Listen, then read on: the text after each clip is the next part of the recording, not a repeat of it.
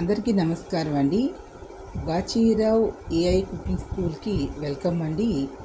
ఈరోజు మన వీడియోలో 3 వెజిటబుల్స్ కర్రీ అండి. మన ఇంట్లో ఒక నలుగురు ఉన్నారనుకోండి, వెజిటబుల్స్ ఆ రోజు ఏమి లేవు, తెచ్చుకోలేదు, ఏదో అయిపోయాయి, ఏదో అత్యవసరం కర్రీ కావాలి.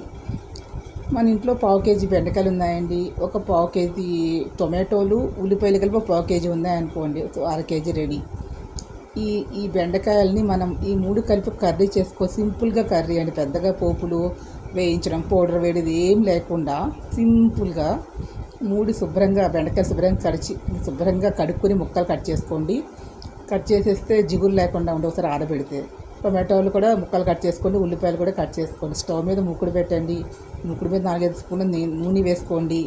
నూనె వేసుకొని సింపుల్గా కొద్దిగా జీలకర్ర లైట్గా మనం ఇంగువ వేసుకోండి. ఇంగువ ఇష్టం లేని అటువంటి వాళ్ళు వెల్లుల్లిపాయలు 2 దంచి వేసుకోండి అంతే. వేసుకున్న తర్వాత 2 పచ్చిమిరపకాయలు వేయండి. వేసిన తర్వాత ఈ ముక్కలు అందులో వేగిన తర్వాత ఈ ముక్కలు అందులో వేసేసి కాస్త ఉప్పు వేసి పసుపు వేసుకుని మూత పెట్టేసేయండి. ఒక 20 నిమిషాలకి కర్రీ రెడీ అయిపోతుంది. దాంట్లో లైట్గా ఒక స్పూన్ కారం వేసుకొని దింపేసుకోండి. రుచికరమైనటువంటి కర్రీ రెడీ అవుతుంది. రైస్లోకి, రోటీలోకి, చపాతీలోకి, పొయ్యిలోకి కూడా అన్నింటిలోకి బాగుంటుంది. ఈ వీడియో మీకు నచ్చినట్లయితే ప్లీజ్ సబ్స్క్రైబ్ మై ఛానల్. మరిన్ని కొత్త వీడియోతో ముందుకు వస్తాను. Thank you to all.